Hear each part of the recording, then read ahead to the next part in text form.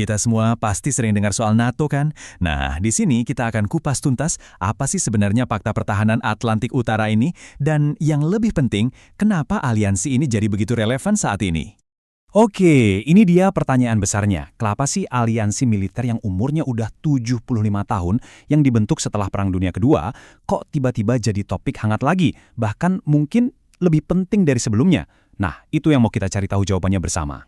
Nah, untuk ngerti NATO, kita harus paham satu konsep ini, keamanan kolektif. Ini adalah jantungnya NATO, yang tertuang di pasal 5 yang sangat terkenal itu. Gampangnya gini, serang satu berarti serang semua.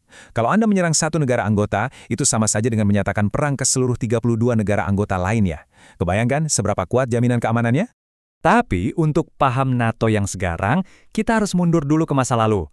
Yuk kita lihat gimana aliansi ini lahir dari sisa-sisa Perang Dunia Kedua di tengah ketakutan akan adanya konflik global yang baru. Coba deh bayangin suasana Eropa di akhir 1940-an. Benua itu baru aja hancur lebur karena perang, dan sekarang terpecah belah. Di bagian timur, Uni Soviet makin getol melebarkan pengaruhnya. Nah, negara-negara barat melihat ini sebagai ancaman nyata. Mereka sadar banget mereka nggak akan bisa hadapi ini sendirian. Dan beginilah ceritanya dimulai. Tahun 1949, NATO lahir, menyatukan kekuatan Barat. Tentu saja Uni Soviet nggak tinggal diam. 6 tahun kemudian mereka bikin tandingannya, Pakta Warsawa. Dan dunia pun resmi terbelah jadi dua kubu. Persaingan sengit ini berlangsung puluhan tahun, sampai akhirnya tembok Berlin runtuh, yang menjadi penanda akhir dari sebuah era. Di sini nih kita bisa lihat jelas banget garis pemisahnya. Di satu sisi, ada negara-negara demokrasi barat pimpinan Amerika Serikat, di sisi lain ada blok komunis yang dikendalikan Uni Soviet. Dan ini bukan cuma soal aliansi militer loh, ini adalah pertarungan ideologi yang benar-benar membentuk peta dunia selama hampir 50 tahun. Terus, gimana ceritanya kalau musuh utama Anda tiba-tiba menghilang? Nah, pas Uni Soviet runtuh di tahun 1991, NATO dihadapkan pada pertanyaan yang sangat fundamental. Ini poin yang sangat krusial. Ingat kan, NATO itu dibentuk untuk melawan Uni Soviet. Begitu Uni Soviet bubar, ya wajar banyak yang bertanya, terus NATO buat apa lagi sekarang? Ini adalah krisis identitas yang ya serius banget buat mereka. Tapi alih-alih bubar, NATO ternyata bisa beradaptasi. Aliansi ini mulai ambil peran baru sebagai manajer krisis. Aksi pertamanya terjadi di Balkan, tepatnya di Bosnia dan Kosovo. Nah, langkah-langkah ini, meskipun waktu itu cukup kontroversial, jadi penanda evolusi besar NATO. Dari yang tadinya murni bertahan, sekarang jadi lebih proaktif.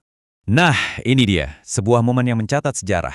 Setelah serangan 11 September 2001 di Amerika Serikat, Pasal 5 diaktifkan untuk pertama kalinya dan satu-satunya sampai sekarang.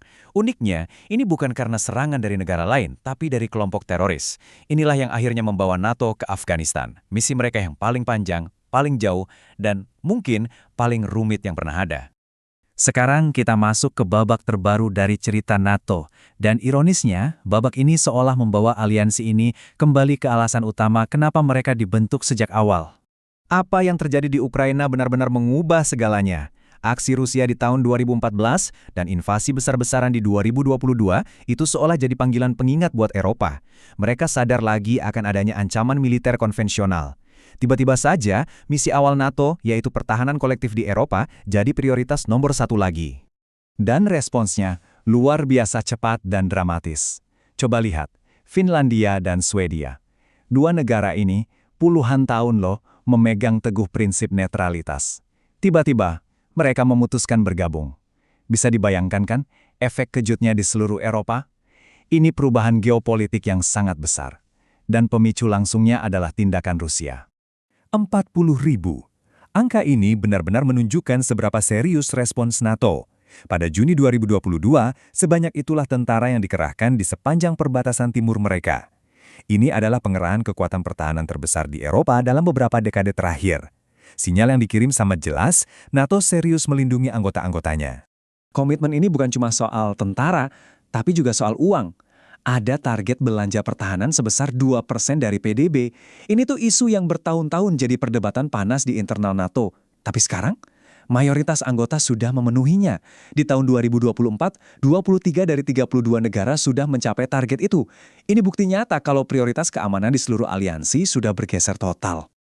Oke, jadi apa langkah NATO selanjutnya?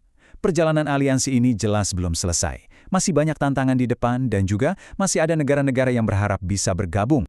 Secara resmi, pintu NATO itu masih terbuka. Dan ada beberapa negara yang udah mengetuk pintu. Bosnia dan Herzegovina, Georgia, dan tentu saja yang paling disorot, Ukraina. Mereka semua ini calon anggota.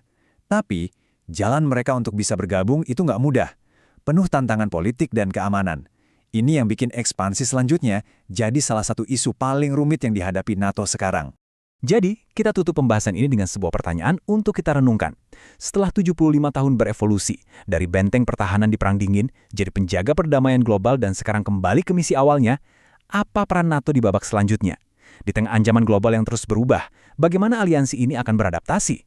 Ya, hanya waktu yang bisa menjawabnya.